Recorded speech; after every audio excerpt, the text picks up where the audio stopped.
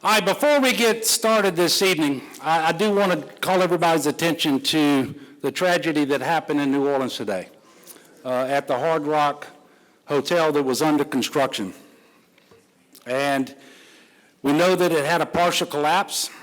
There were at least 2 fatalities. 1 individual remains unaccounted for. A number of folks were hurt, some severely. And so we need to lift everyone up in our prayers tonight who was involved in that, and we need to be thankful for the first responders who responded in New Orleans today, working so hard for those victims and to get others to the hospital. So Don and I ask you that you would join your prayers to ours for the victims of this tragedy. Look, I'm not going to be up here long tonight because we've got a little more work to do.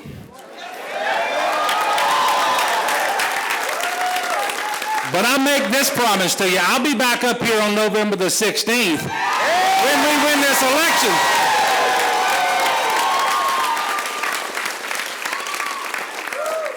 Thank you, Father Mark, and for that prayer. And first and foremost, I too want to thank God, who has guided every decision that I have made as governor. And I want to thank my family, especially my children, and my beautiful wife, and the best First Lady in the history of the great state of Louisiana.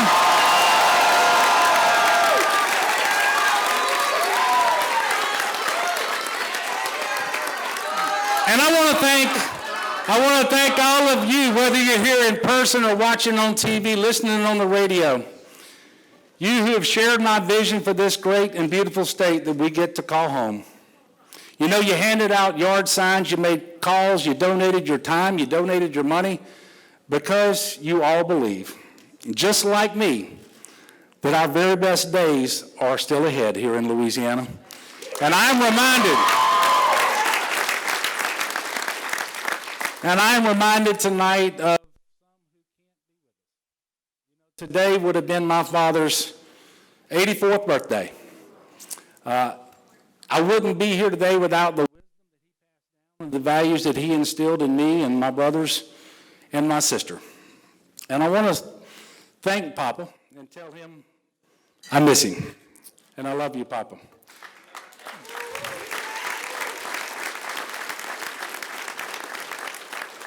And of course, I'm so grateful to my mother who is with us tonight and who, along with my father, provided so much love and support for our family. I love you, Mama.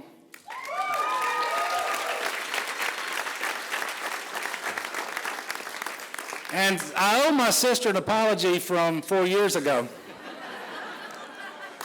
when I accidentally said she was mean when I meant to say she was tough. But let me talk about her toughness for just a moment. This is October. This is Breast Cancer Awareness Month. And just last week, she rang the bell as she finished her radiation treatments for breast cancer. So Alice, I love you. Now back to my beautiful wife. Donna has dedicated every day that she's been in the governor's mansion to helping our foster children, supporting victims of human trafficking, promoting music, art, and movement education as a former teacher.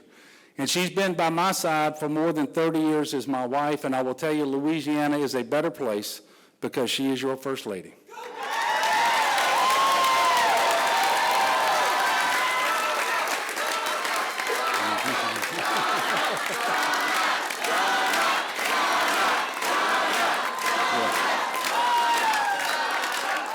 Look, I also want to thank the hardest working campaign staff. I told them from the beginning we were not going to be outworked, and they proved me right. And I appreciate all of their hard efforts, their good efforts. You know, when you elected me your governor 4 years ago, I made a promise to you that I would put Louisiana first. And for the past 4 years, that is exactly what we have done. And let me tell you what that looks like today. We turned a $2 billion deficit, the largest in our state's history, into 3 consecutive surpluses. Today, I can stand before you and say that over 450,000 Louisianans have health insurance who didn't have it before I became governor because of Medicaid expansion. I'm happy to remind you that we gave our teachers the first pay raise that they've received in over a decade. And we made the first investments in higher education, K through 12 education, and early childhood education in many, many years. And finally, more than 170 businesses have either moved to or expanded right here in Louisiana, beating out states like Colorado, Texas, and Tennessee. And I'm excited because tonight we are one step closer to 4 more years of moving Louisiana forward. But friends, understand this, the progress that we have made is still at stake. It took all of us to put Louisiana back on a path to opportunity and to prosperity. But it only takes one person putting Washington-style politics over the people of Louisiana to reverse everything that we have worked so hard together to accomplish. And my fellow Louisianans, we are not going back. We will not. That is exactly what Eddie Risponi would have us do. He wants to put us right back on the path that led us straight into the ditch. The people of Louisiana don't want double talk. They want their kids to have the best education possible, regardless of their zip code. And when I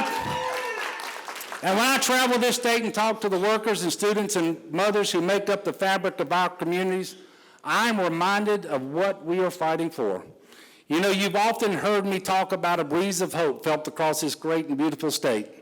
My friends, you created that breeze of hope, and never once have you let it stop blowing.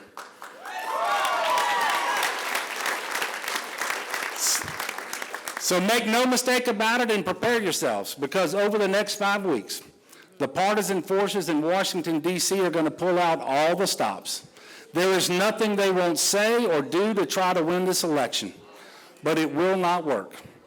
It will not work because we are doing much better now because of the hard and the bipartisan work that we have put into fixing this state. And so now we have a choice.